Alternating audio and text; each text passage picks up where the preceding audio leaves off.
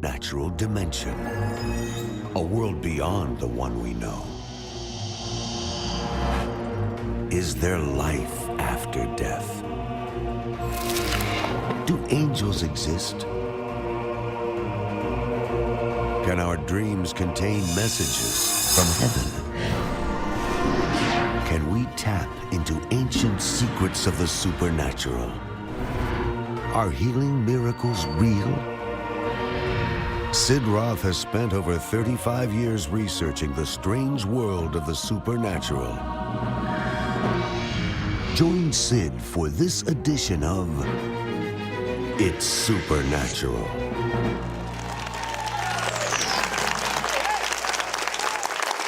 Hello, welcome to my world, where it's naturally supernatural. I wouldn't want it any other way. I mean, once you taste the goodness of God, why would you ever want anything but that?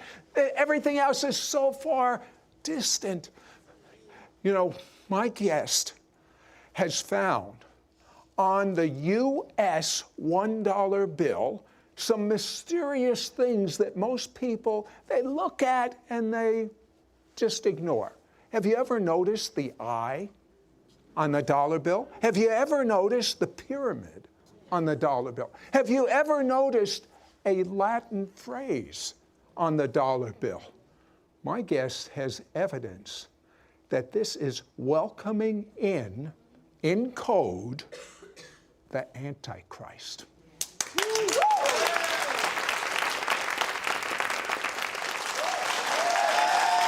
You know, my guest, Tom Horn, says something began in the year 2012 that will reach its apex in 2016. And he's going to talk about that. But tell me something I was not aware of, that the key founding fathers of our nation were not Christian, but were Masons. That's absolutely right, Sid. In fact, as many as 44 of the 56 signers of the Declaration of Independence were Freemasons, and they were the Freemasons really of the European order, meaning that they were committed to building an occult form of a democracy that was based on what's called the Atlantean scheme. This was coming out of Europe. What Francis Bacon believed, he was the head of a secret society in Europe, very popular and very powerful, and they had wealthy people behind them. And they believed that there had been an original Atlantis. And Atlantis had been great because Atlantis had taken its orders from the gods of ancient history. And when they turned their backs on the gods, Atlantis crumbled.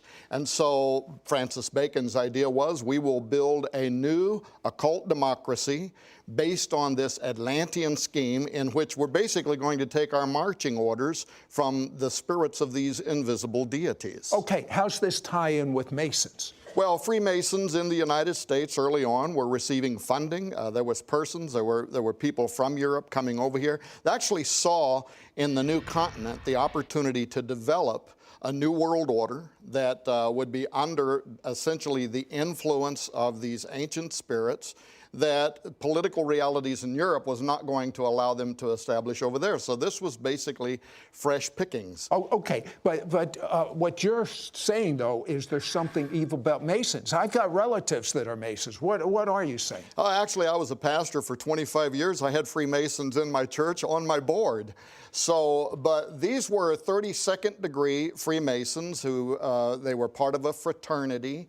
And they didn't get into any of that other hocus pocus and occultism and whatever that was going on early on. However, Sid, when you get past the 32nd degree, when you go to 33rd degree Freemasonry, it becomes something entirely different. Okay, what if someone was a 33rd degree Mason, what would they know that the others don't? Well, for instance, I had a state senator ask me basically, he said, were you aware that at the inauguration of every United States president, that in Washington, D.C., an occult ritual is held to raise the spirit of Osiris from the underworld so that it can take its rightful place in every United States president, that absolutely blew me away. Yeah, I thought, this is within Masons? that's within Masons. As a matter of fact, I went there to verify it myself. I took my wife, Nita, with me, but I wanted to know if that was a fact, because if that's true, that's an astonishing idea that an occult ritual such as that would be held.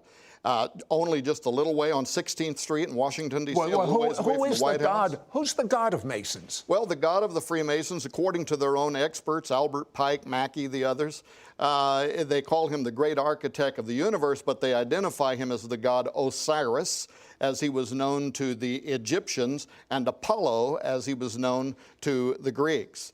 In fact, when you look at the Great Seal, what you see in the images are Egyptian symbols, but in the mottos, it's prophecies about Apollo. And again, these false deities are another name for the Antichrist. Now, on the U.S. $1 bill, we have the Great Seal. Right. Tell me what's on there. Well, what's on the Great Seal, especially the obverse side, the reverse side of the Great Seal, it's on every U.S. dollar. And it's a troubling thought, isn't it, to imagine that we carry on our person, more often than we have the Word of God on our person, we carry on our person a prophecy about the coming of the Antichrist. Now, you have the symbol that is Egyptian, you have the mottos that are in Latin. The Anuet Coeptus is a Latin motto referring to the return of the god Jupiter, who will in the future take his rightful re-enthronement over the cosmos, and his son, Apollo, is in the Novus Ordo Seclorum. That is a prophecy from the Cumae Sibyl, the most powerful of all of the Apollinian priestesses, gave the prophecy from which Novus Ordo Seclorum is taken, in which she predicted that at the end of time, Apollo will return to reign upon the earth once again at the dawn of a new golden age. Or the Antichrist. Who put that on the seal? Who put it there? And the reason I say the Antichrist is because in more than one place in the New Testament, it actually identifies the spirit by name that will fill the Antichrist. Paul says in 2 Thessalonians 2:3, he will be the son of perdition. This is the Greek word apoleia, up out of the bottomless pit and enter into perdition, apoleia, Apollyon, Apollo. In fact, in Greek literature, the god Apollo was known as both Apollyon and Apollo. Who put that on the U.S. dollar? Who put it on our seal? Well, it happened over a period of time. There was a man by the name of Thompson who was commissioned by the Freemasons to design the Great Seal. No, but who authorized it? Who put it on there? Oh, well, who put it on the $1 bill? Yeah. This was Franklin Roosevelt. Franklin Roosevelt? Right. Does science have the technology today to take the DNA of these false deities that are being prayed for within Masons to come to earth for a utopia who will be the Antichrist? Can they take the DNA from these false gods and put it in someone today and resurrect the Antichrist? We'll be right back to It's Supernatural. Call right now to get Tom Horn's exclusive offer, which includes his brand new book, Zenith 2016, plus his DVD and audio CD, The Emergence of the Antichrist. Yours for a donation of $40. Shipping and handling is included. Ask for offer number 9203. This series uncovers what you and your family need to know concerning the end times. Learn what role Pope Francis, the final pope, may play in the year 2016 concerning the New World Order. Learn about the secret Freemason occult plan revealed on our U.S. paper currency and also included on the Great Seal of the United States of America. Find out how the Masonic architecture in our nation's capital and the Statue of Liberty is connected to the pagan Trinity and to the god of the occult, the Antichrist. Find out how your tax dollars are allowing our president and the scientific community to experiment on altering human DNA to produce part human, part animal beings for a militia that will be living, killing machines. A new breed of the offspring of fallen angel-like beings known as the New Nephilim. Don't miss out on getting Tom Horn's exclusive offer, which includes his brand new book, Zenith 2016, plus his DVD and audio CD, The Emergence of the Antichrist. Yours for a donation of $40. Shipping and handling is included. Ask for offer number 9203. Call or you can send your check to Sid Roth. It's Supernatural. P.O. Box 39222, Charlotte, North Carolina 28278. Please specify offer number 9203 or log on to sidroth.org. Call or write today. We now return to It's Supernatural.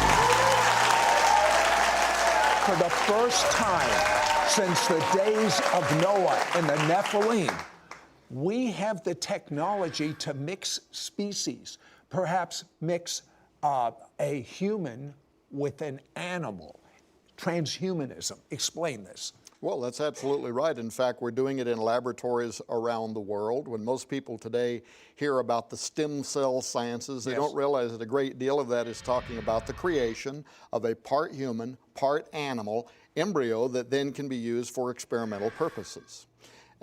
Now, transhumanism itself is the idea that we're going to use that kind of science and other kinds of science to create a new form of mankind. Well, why do we want to create a new form of mankind? Well, of course, you know, if you talk to the transhumanists, they're utopians. They believe we can live forever. We can have immortal life without the bother of having to ask Jesus to give it to us. We can upload our brains. We can live forever inside artificial intelligence systems. There's a great deal that the transhumanist community believes, but when it comes to genetics, when it comes to kind of repeating what happened in the days of Noah, where these fallen angels corrupted bloodlines, they believe that we can improve our species, open new modes of perception by blending ourselves with animals. We might even be able to see into the supernatural realm. Okay, and among the transhumanists, they aspire to do that. Who is DARPA and what are they doing? DARPA is the Defense Advanced Research Projects Agency. It's one of the large departments of the U.S. that uses our tax dollars to hire other people to come up with great ideas, private laboratories, things like that. But in last year's operating budget and in this year's operating budget, for instance, they have set aside millions of dollars for rewriting the DNA of our soldiers. Why would they want to rewrite the DNA of our soldiers? Super soldier technology, and furthermore, they are being advised by some of the top think tanks in the world that our competitors, our enemies, are privately developing this technology right now, and that if we don't get ahead of it, in fact, the Jasons, which is one of the top scientific advisory panels in the world, told them that by the end of 2012, if we weren't secretly, privately ahead of the human enhancement revolution, we would fall irreparably behind and be dominated on the future battlefield. What about the mark of the beast? How does this tie in? Well, the mark of the beast, I think this could play in the form of like a living chip, a biochip. We are doing experiment payloads to carry vectors, as they're called, to work almost like a virus that could introduce a new genetic code to rewrite your genetic makeup. And some people believe that perhaps that's how the mark of the beast will alter humans so that they're no longer redeemable by literally going through their system and rewriting their genetic makeup. You're saying a lot. Who's funding this? Well, you are. I am. No, not me. Yeah. How? Yeah, as a matter of fact, well, because there are departments in the U.S. government like the National Institute of Health.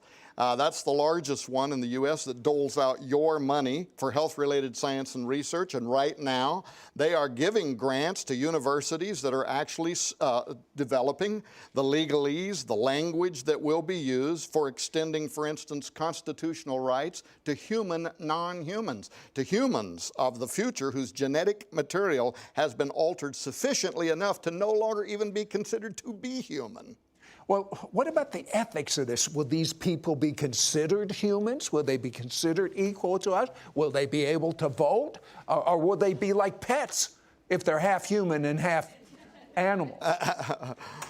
Well, I tell you, it really gets into some madness, but like the Brookings Institute right now is asking that question for you, and they're saying that, for instance, within 10 years, Brookings Institute, #1 policy think tank in the world that bends the ear of our lawmakers, has a new series called The Future of the Constitution, in which they're saying within 10 years, we will be creating genetically engineered homosexual communities, and that because their genetics are sufficiently different than ours, we have to create the legalese that will extend to them Bill of Rights and constitutional privileges. You know what he's saying? He's saying our tax dollars are funding this research that's going on right now. Well, wait till you find out that the Masonic plan is within the Washington Monument, the Capitol, the Vatican, and there's symbols and signs that allow spiritually this evil to flood in. Of course, they disguise it as good. We'll be right back after this. We'll be right back to It's Supernatural. Many viewers report testimonies of miracles, signs and wonders, and healings as a result of watching It's Supernatural. I was afraid of the supernatural until I started watching your TV program and since doing your mentoring study guide and DVD. Now the fear has gone, and I do believe I have received an impartation from God. If you've been touched through watching It's Supernatural, share your testimony at sidroth.org/praise. We now return to It's Supernatural. Well, Tom, how in the world did Washington, D.C. and the Vatican have these Masonic symbols and buildings, et cetera? Where'd that come from? Well, again, it goes back to the influences of these early Freemasons who had an idea about how they wanted to build what we would call an occult democracy. For instance, you can go to the Library of Congress website and read an article called The Most Approved Plan. And this goes back to early America, where they were advertising for different architectural firms to submit their plan about how the capital city could be built. And after all the plans came in, our own government website says they were all rejected because Thomas Jefferson wanted a plan that would be based similar to the design in Rome, where you would have a dome facing an obelisk, and furthermore, he wanted it dedicated to all pagan gods. That's on our own government website, so and that's exactly what this represents the sexual organs. They say the Washington Monument, and you say the Capitol represents that. What does that mean in Masonic and occultic terms? Well, because the Freemasons, a great deal of their mysticism is based on ancient Egyptian magic.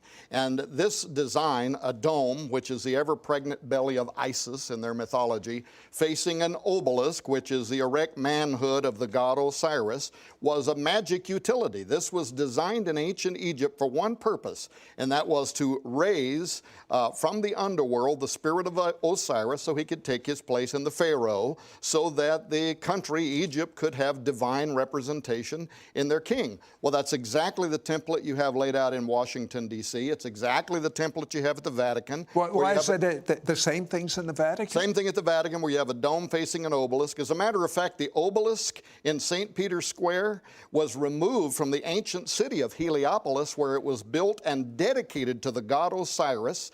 And when they took it to the Vatican, and when Pope Sixtus had it put in the middle of the square there, he actually performed an exorcism on it, trying to expel the demon of Osiris from the obelisk. And again, this Osiris is the same, it's a code for Antichrist of the New Covenant. Well, it is the god Apollo to the Greeks. In fact, you see that marriage not only on the Great Seal. Look at the Statue of Liberty, who was built by Eiffel, the famous Eiffel Tower builder, that was built by French Freemasons. That's a cult too? Well, it is, according to its own literature, you can look it up and read it yourself. It was built to have the body of Isis, which was dedicated to Osiris, and the head of Apollo. So once again, it is the marriage of the Egyptian Osiris and the Greek god Apollo, which is one and the same, according to many ancient historians. Now, you say there's a Masonic significance even to 9/11. Well, we believe there is. And without getting bogged down, President George W. Bush January 20th, 2001, he steps up, he gives his inaugural, and twice he refers to the angel that rides in the whirlwind and directs this storm. Where'd that term come from? That is a Freemason, well, first of all, it's an occultic term. It refers to Metatron. There's various names for the angel in the whirlwind, but for years, in fact, for at least a decade before 9/11, occultists said that when it came time to initiate the New World Order, the code word would be the angel in the whirlwind. And if you go in where I have been, into the house of the temple, the headquarters of the 33rd degree Freemasons, they have a dedicatory in there to George W. Bush for donating more than $1 million to help propagate Freemasonry in the United States. Yeah, And I voted for him, so I'm not picking on him. Well, you know, this is a very pervasive thing. This isn't just some random speculation. Now, why do you say the years 212 to 216, something very significant involving the Antichrist will occur? Why do you say that? Well, first of all, I got on that because there is a 500-year-old Mayan prophecy that said that in the colonial count 1776, there would be a 13-step countdown ending in the year 2012. And when you read the prophecy, it is literally 300 years earlier describing the Great Seal of the United States. We have 1776, 13 steps, over which is hovering the all-seeing eye, which is a prophecy of the return of that God, starting in 2012 through 2016. But also many other ancient cultures, ancient Jews, the Hindu and their Kali Yuga calendar, even, Sid, even turn-of-the-century Protestant reformers like old sinners in the hands of an angry God, Jonathan Edwards, wrote in his letters, which are preserved in university, that he believed the Antichrist would appear between the years 2012 and 2016. We found that redundancy over and over, and the question became, what was motivating these people? By what inspiration were people for both hundreds of years and thousands of years persuaded that the end would begin in the year 2012 through the year 2016? Why did